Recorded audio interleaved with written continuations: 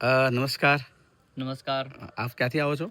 બસ હું દુબઈથી આવું છું. દુબઈ બિલોંગ કરું છું યા અને માં કામાખ્યાના દર્શન કરવા આવ્યો છું. ઓકે. આપણા માતા પિતાએ તમને શું શીખવાડ્યું? સાચું મારા બોલો. માતા પિતા એક જ શીખવાડ્યું છે કે સંસ્કૃત અને સંસ્કૃતિને કોઈ દી નહીં ભૂલતા. એટલે એ ભાવથી હું માતાજીના દર્શન કરવા આવ્યો છું અહીંયા.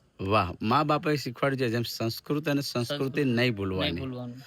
તો કેટલા મંત્રો આવડે છે તમને? મને ઘણા બધા મંત્રો આવડે છે. એમાંથી હું એક તમને શ્લોક કહું છું. જી.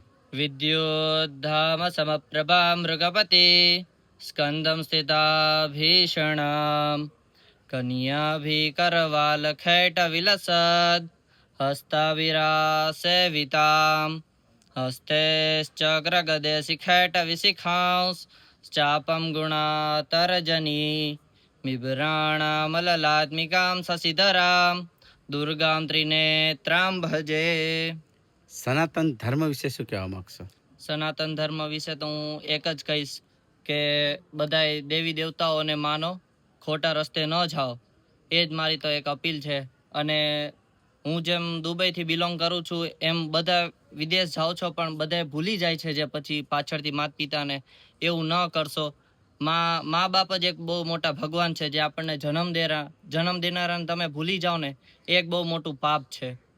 વાહ, તમે દુબઈથી છો અને દુબઈમાં કામ કરો છો, પણ મેન ખુશી વાત છે કે તમે કેટલા વર્ષથી હતાના મંત્રો શીખ્યા હતા? મેં પોરબંદર સાંદીપની પાઠશાળા કરેલી છે. 5 વર્ષ પાઠશાળા કરીને પછી હું દુબઈ ગયો હતો. અત્યારે હું દુબઈમાં એસ્ટ્રોલોજર છું. ખૂબ સરસ વાત. માતાજીને પ્રાર્થના કરો. અને કામાખ્યા દરબાર પહેલી વાર આવ્યા છો? હા, પહેલી વાર આવ્યો છું.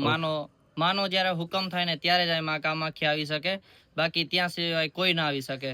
દુબઈમાં ફિલ્મ અંગ્રેજ જીવે છે, જે હિન્દુત્વ પર ફિલ્મ આવી રહી છે સનાતનીઓની, એ ફિલ્મ કદાચ દુબઈ રિલીઝ થાય તો હું ખાસ કરીને બધા દુબઈ વાસીઓ જેટલા ગુજરાતી દુબઈમાં રહે છે, હું બધાને ખાસ કરીને કહીશ કે બધા ખાસ કરીને જોવા જાજો અને આપણું હિન્દુત્વને દુબઈમાં બી જાળવી રાખજો.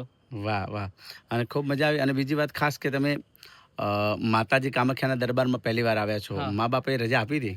હા હા. જાઓ, તો બીજા કયા કયા દર્શન કરેલા છે? બસ અત્યારે અમે એક ઉમંગ ભૈરવ ગયા હતા. હા, ઉમંગ ભૈરવ 10મા વિદ્યા અને પછી માં કામાખ્યાના દર્શન કર્યા. કેટલા દિવસથી છો અહીંયા? બસ મારે 4 દિવસ થયા છે. આજે બીજો દિવસ છે મારે અનુષ્ઠાનનો બીજો દિવસ. માતાજીને પ્રાર્થના કરો કે બસ દીકરાઓ જન્મો તો આવા જન્મજો કે જે આવનારા સમયમાં આવનારી પેઢી. અચ્છા, તમે મોટા થાવ ને તમારા બાળકોને તમે શું શીખવાડશો? બસ મોટા થાય ને એટલે અમારા બાળકોને એક જ શીખવાડશું કે તમે સંસ્કૃત અને સંસ્કૃતિને ભૂલતા નહીં. અમે જે સંસ્કાર મેળવ્યા છે એ અમે તમને આપી છીએ, તમે એને જાળવી રાખજો. જય હો. Thank you. હર હર મહાદેવ. હર હર મહાદેવ.